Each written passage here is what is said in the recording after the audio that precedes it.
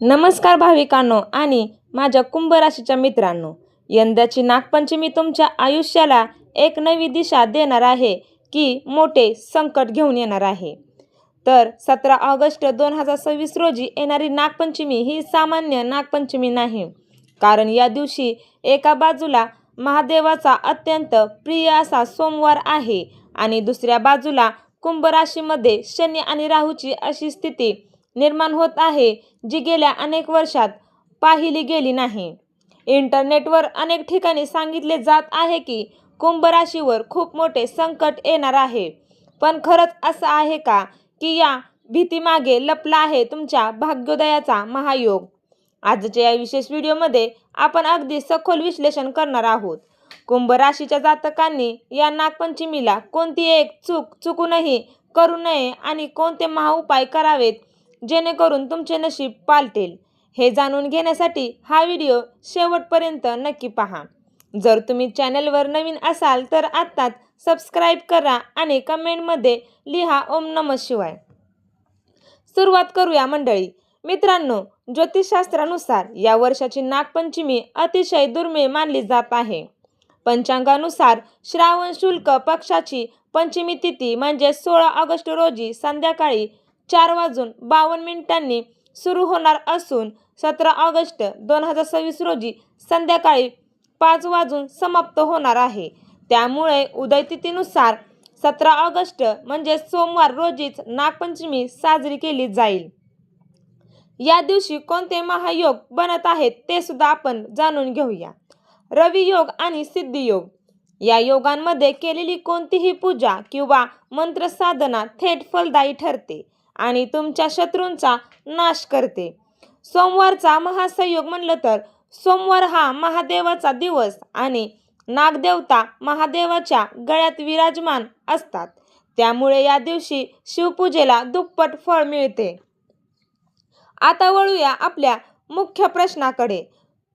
कुंभ राशीसाठी हे संकट आहे की महायोग आहे? तर कुंभ राशीच्या लोकांनो, सर्वात आधी तुमच्या मनातील भीती काढून टाका। तुमच्यावर कोणतेही मोठे संकट येणार नाहीत। त्या उलट तुमच्या राशीचा स्वामी शनिदेव स्वतःच्याच कुंभ राशीत मजबूत स्थितीत आहे। परंतु सध्या तुमच्या राशीवर शनीच्या 7.5चा अंतिम चरण सुरू आहे आणि राहू केतूचा प्रभाव मानसिक संभ्रम निर्माण करत आहे। त्यामुळेच नागपंचमीच्या दिवशी ग्रहांची अशी स्थिती असेल जी तुम्हाला संकटातून बाहेर काढेल। म्हणलं तर मानसिक संभ्रमातून मुक्ती। राष्ट्राधिपती शनी आणि नागपंचमीचे शुभ योग तुमच्यातील नकारात्मक विचार दूर करतील। अचानक धनलाभाचे योग होणार आहेत। जर तुमचे पैसे कुठेतरी अडकले असतील तर या नागपंचमीच्या शुभ प्रभावामुळे ते परत मिळण्याचे मार्ग मोकळे होतील। करिअर आणि मोठी झेप होणार आहे, म्हणजेच करिअर करणाऱ्यांसाठी नोकरी किंवा व्यवसायात जे अडथळे येत होते ते आता दूर होतील। नागदेवतेच्या कृपेने तुम्हाला नवीन संधी मिळतील। तुम्हाला एक गोष्ट सावधानतेने बाळगायची आहे। संकट टाळण्यासाठी काय करायचे आहे?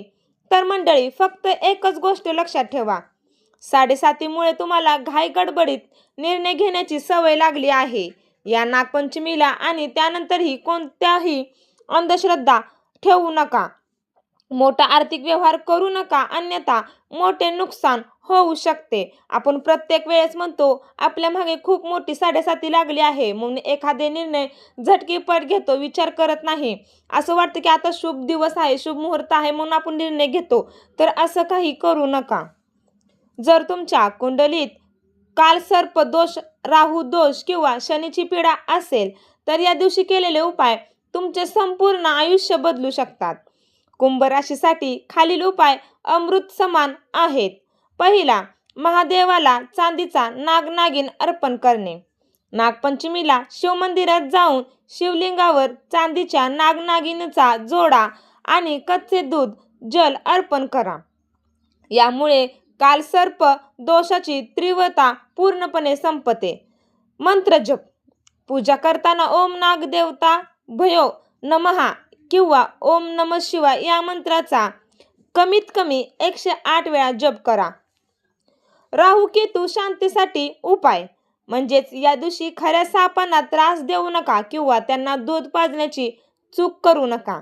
त्याऐवजी गरजू व्यक्तींना काळे तीळ किंवा अन्न दान करा. तर माझ्या कुंभ राशीच्या मित्रांनो, हे स्पष्ट आहे की ही नागपंचमी तुमच्यासाठी संकटाची नाही, तर प्रगतीचे नवे दरवाजे उघडणारी ठरणार आहे. गरज आहे ती फक्त भीती सोडून योग्य पद्धतीने नागदेवता आणि शंभू महादेवाची आराधना करण्याची.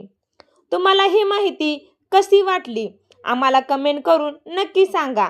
तुमच्या कुंडलीतील कालसर्प दोष आहेत का सुद्धा कमेंटमध्ये सांगा. आम्ही तुम्हाला वैयक्तिक उपाय सुचवू. हा व्हिडिओ तुमच्या कुंभ राशीच्या मित्रमैत्रिणींसोबत आणि परिवारासोबत नक्की शेअर करा. व्हिडिओ आवडला असेल तर लाईक करा आणि आपल्या चॅनेलला सबस्क्राईब करायला विसरू नका, जेणेकरून पुढचे व्हिडिओ तुम्हाला लगेच नोटिफिकेशनला पडतील. भेटूया पुढच्या अशाच एका माहितीपूर्ण व्हिडिओमध्ये. तोपर्यंत नागदेवाची आणि महादेवाची कृपा तुमच्यावर कायम राहो. हर हर महादेव. आणि जाताना कमेंट बॉक्समध्ये सुंदर असं श्री स्वामी समर्थ नक्की कमेंट करून जावा. धन्यवाद.